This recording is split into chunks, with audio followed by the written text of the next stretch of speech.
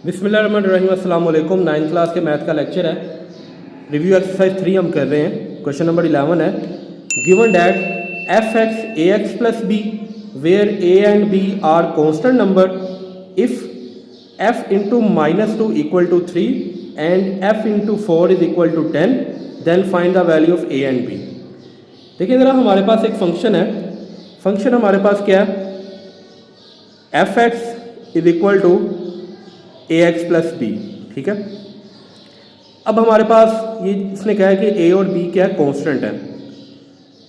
और दूसरी चीज़ उसने हमें बताई है कि एफ इंटू -2 बराबर होगा 3 के। सबसे पहले तो इसको हम सॉल्व कर लेते हैं। एफ इंटू -2 बराबर है 3 के, यानी एक्स की जगह पे हमने -2 रखना है।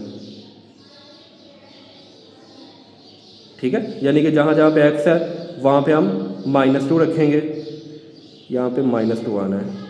ठीक है, अब देखें ज़रा, f इंटू -2 इक्वल किसके साथ, 3 के, तो यहाँ पे हम 3 लगाएंगे। ठीक है, उसके बाद इन दोनों को मल्टीप्लाई कर देंगे, -2a आ जाएगा प्लस b। अब ऐसा कर लेते हैं, -2a इधर आके प्लस का हो जाएगा इक्वल टू b। तो ये आ गई आपके पास इक्वेशन 1। ठीक है, उसके बाद दोबारा से एफ एक्स का फंक्शन ले लेते हैं, ए एक्स प्लस बी। ठीक है, अब जो दूसरी कंडीशन उसने बताई थी वो ये थी कि एफ इंटू 4 बराबर है 10 के। अब इसका मतलब है एक्स की जगह पे हमने 4 पुट करना है, ये ए है। ठीक है, एफ इंटू 4 किसके इक्वल है, 10 के, तो यहाँ पे हम 10 लगाएंगे। ये आ जाएगा 4a प्लस बी। ये 4a इधर आके क्या हो जाएगा, माइनस का, और इधर आ जाएगा b। ये इक्वेशन 2 आ गई। अगर देखा जाए तो यहाँ पे इक्वेशन 1 में b बराबर था 3 + 2a, और इसी तरह इक्वेशन 2 के अंदर जो b है वो बराबर है 10 - 4a के। तो इसका मतलब है ये वाली जो b की वैल्यू है, इसको हम इक्वेशन 1 में इस b की जगह पुट कर देते हैं। तो आपने यहाँ पे लिखना है फ्रॉम इक्वेशन 1 एंड 2, तो वो क्या होगा, 3 + 2a is equal to 10 - 4a आ जाएगा आपके पास। ठीक है, अब करना क्या है, a वाली वैल्यू हम इस साइड पे ले आते हैं, 4a इधर आके प्लस का हो जाएगा, और ये 3 इधर आके माइनस का हो जाएगा। ये आ जाएगा 6a, इन दोनों को माइनस करने से आ जाएगा 7। 6 इधर मल्टीप्लाई हो रहा है, इधर आके क्या होगा, डिवाइड। तो ये a की वैल्यू आ गई है।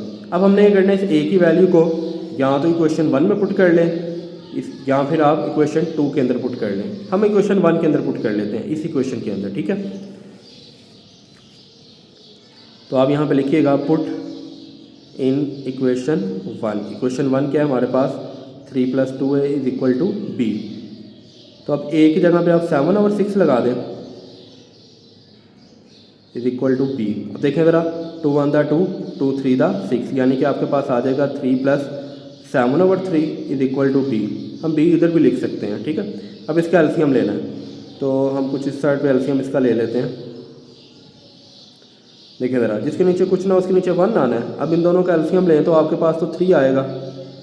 अब 3 को 1 पे डिवाइड करें, 3 आता है, तो उस 3 को इसके ऊपर जो वैल्यू से मल्टीप्लाई कर दें तो 9 आ जाएगा। दरमियान में प्लस है, तो इस तरह 3 से कट जाएगा, 1 बाकी बचेगा। तो 1 को 7 से मल्टीप्लाई करने से क्या आ जाएगा हमारे पास, 7। ठीक है, इज इक्वल टू b।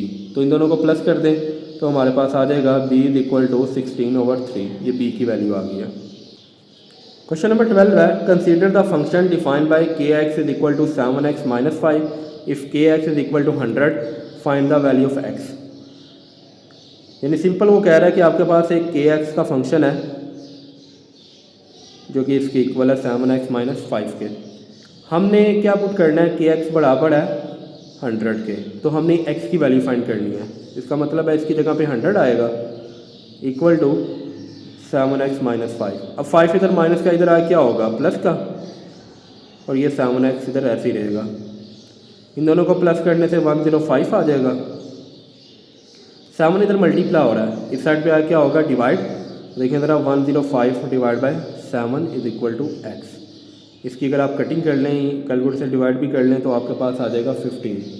ठीक है, तो आप इसको इस तरह भी लिख सकते हैं x इज इक्वल टू 15, ये आपका आंसर है। ठीक है, क्वेश्चन नंबर 12 का आंसर है ये।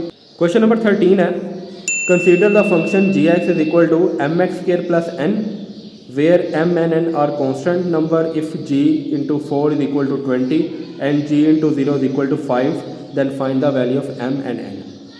सिंपल क्वेश्चन नंबर 11 की तरह ही है कि g(x) का एक फंक्शन है जो कि बराबर है mx² प्लस n। ठीक है, अब m और n क्या है, कांस्टेंट नंबर। ठीक है, ये हमने फाइंड ज़रूर करने हैं लेकिन ये कांस्टेंट होंगे। सबसे पहले उसने एक वैल्यू गिवन दिया है g into 4 is equal to 20, पहले हम ये लगा के इसको हल करेंगे, फिर हम g into 0 is equal to 5 लगा के इसको सॉल्व करेंगे। तो देखिए ज़रा, सबसे पहले तो g इंटू 4 बराबर किसके था, 20, तो x की जगह पे फिर क्या आना है, 4। ठीक है, और इसी तरह इधर भी x की जगह पे 4 आ जाएगा तो इसका स्क्वायर होगा प्लस n।